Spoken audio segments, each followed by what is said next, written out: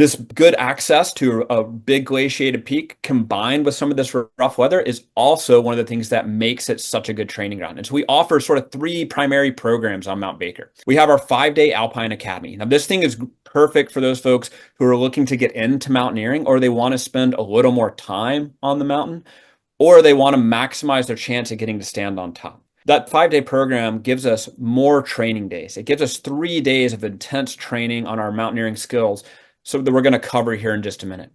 It also gives us some more flexibility in when we actually go for the summit. So if the sort of scheduled summit day in the itinerary, the weather doesn't look as good, we can adapt that into our itinerary and we can try to climb on another day. It's a great starting point if you're kind of new to the sport and you've got aspirations of maybe bigger peaks or climbing some other volcanoes. I saw things like Mount Shasta in the list.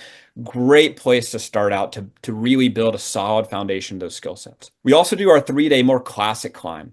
This one's a little shorter, and because of that, there's just less time to train, and we have less flexibility with our summit bid. It doesn't mean we can't adjust, but it just means that we have less. We've only got those 3 days.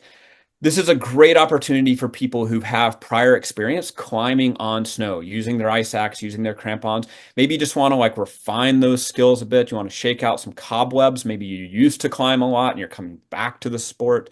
These are all great reasons to choose the 3-day climb. We also have private climbs. If there's something that's more specific, you've got a real specific objective in mind, there's some specific skills you want to cover, you have a group that you want to climb with, using our private programs is a great way to make sure we sort of hone in on exactly what you're looking for. And that can even be that we don't even go for the summit, that we just spend our entire time in our outdoor classroom there on the glaciers of Mount Baker.